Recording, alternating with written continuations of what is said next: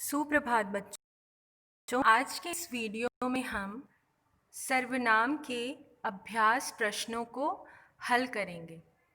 इससे पहले हमने यह जान लिया था कि सर्वनाम शब्द किसे कहते हैं और उसके कितने भेद होते हैं।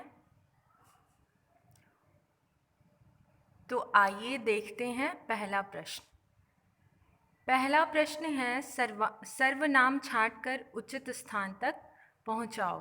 जैसा कि आप यहाँ देख रहे हैं, यहाँ कुछ शब्द दिए गए हैं, तो उससे आपको नीचे दिए गए सर्वनाम शब्द के भेद से उन शब्दों का मिलान करना है। जैसे कि आपको एक उदाहरण दिया गया है, तुम्हें। तुम्हें शब्द कौन सा सर्वनाम है? पुरुषवाचक सर्वनाम। अब पुरुषवाचक सर्वनाम क्या होता है? आप लोगों ने पहले ही पढ़ा हुआ था कि पुरुषवाचक सर्वनाम में ऐसे शब्द का प्रयोग होता है जो बोलने वाला अपने लिए, सुनने वाले के लिए तथा अन्य किसी के लिए करता है। जैसे कि अगर आपके सामने आपका कोई छोटा भाई बहन है और वो आपसे कोई चीज़ मांगने आता है और खड़ा रहता है चुपचाप, तो आप उससे क्या पूछते हैं कि तुम्हें क्या चाहिए? तो तुम, यहाँ पे तुम्हें शब्द आपने किसके लिए प्रयोग किया है? अपने छोटे भाई के लिए। तो इस यहाँ पे आप बोलने वाले हो जाते हैं और सुनने वाला कौन हो गया? आपका छोटा भाई। तो ये सर्वनाम शब्द किसके अंतर्गत आता है? पुरुषवाचक सर्वनाम। दूसरा है उसने। उसने कौन सा सर्वनाम हो जाएगा? पुरुषवाचक सर्वनाम। कोई शब्द कौन सा सर्वनाम हो जाएगा? अनिश्चयवाचक। अनिश्चय क्यों?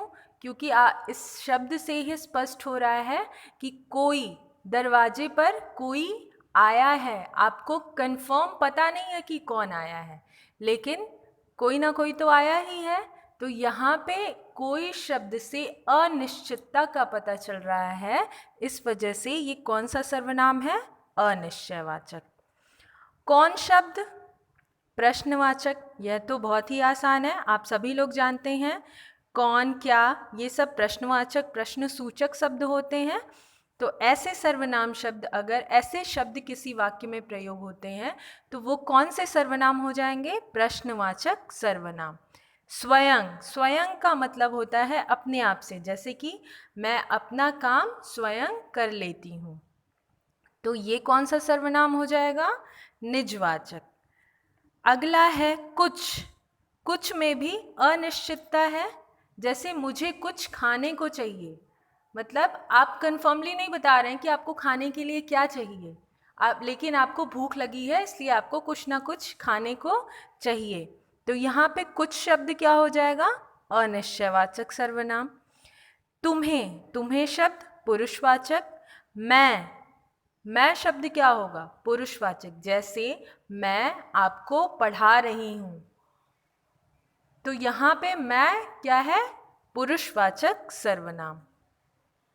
वह शब्द क्या होता है?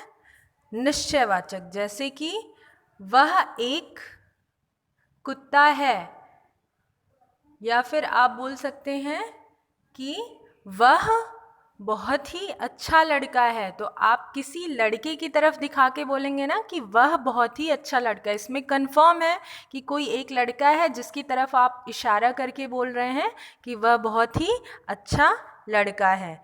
तो यह कौन सा सर्वनाम हो जाएगा? निश्चयवाचक सर्वनाम। और यह, जैसे यह मेरी किताब है, तो यहाँ पे किताब किसकी है? आपकी। और यह सर्वनाम शब्द किसकी किताब की तरफ इशारा कर रहा है? आपकी किताब की तरफ। मतलब वो किताब किसकी है? आपकी है। तो आप क्या बोलेंगे? यह किताब मेरी है। ठीक। तो यहाँ पे यह शब्द भी निश्चयवाचक सर्वनाम होगा। वे शब्द, वे भी निश्चयवाचक सर्वनाम होगा। कैसे?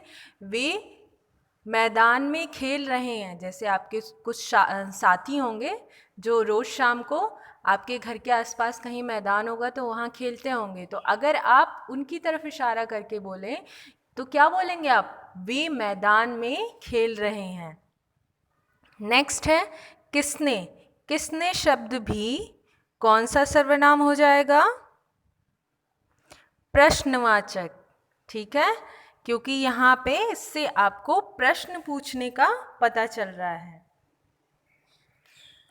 तो पहले प्रश्न में आपको सर्वनाम शब्द छांटकर उचित स्थान तक पहुँचाना था। तो इसके लिए आप जब इस काम को कॉपी में करेंगे तो एक टेबल बनाएंगे। उसमें एक साइड आप उसने, कोई, कौन, स्वयं, कुछ, तुम्हें, मैं, वह, यह, वे, किसने, ये सारे शब्द लिखेंगे और उसके ठीक सामने सामने आप लिखते जाएंगे कि वह कौन सा सर्वनाम शब्द है। जैसे कि अगर आपने पहले कॉलम में पहले नंबर पे उसने लिखा तो उसके सामने वह कौन सा सर्वनाम शब्द है? पुरुषवाचक सर्वनाम। ठीक है, तो इसी तरह करके आपको प्रश्न 1 फेयर कॉपी में कंप्लीट करना है। उसके बाद हम देखते हैं प्रश्न 2। प्रश्न 2 में आपको सर्वनाम के सही रूप से वाक्य को पूरा करना है। तो ऊपर बॉक्स में कुछ सर्वनाम शब्द दिए गए हैं और उन सर्वनाम शब्दों को आपको नीचे दिए गए वाक्यों में पूरा करना है। तो आप पहला वाक्य क्या लिख सकते हैं? दरवाजे पर कौन खड़ा है? और आगे आप देख सकते हैं प्रश्न सूचक निशान भी बना हुआ है। तो यहाँ पे जाहिर सी बात है कौन सा शब्द आएगा? कौन। दूसरा, मैं स्कूल नहीं जाऊँगा। तीसरा, हम सब मैदान में खेलेंगे। चौथा, अब तुम क्या करोगे? पांचवा, पिताजी ने तुम्हें बुलाया है। और छठा है, यह किताब मुझे दे दो। तो इस तरह से आप सबसे पहले प्रश्न 1 और प्रश्न 2 को बुक में पेंसिल से फिल करेंगे। उसके बाद कॉपी में क्वेश्चन नंबर 1 और 2 लिखेंगे। Thank you class.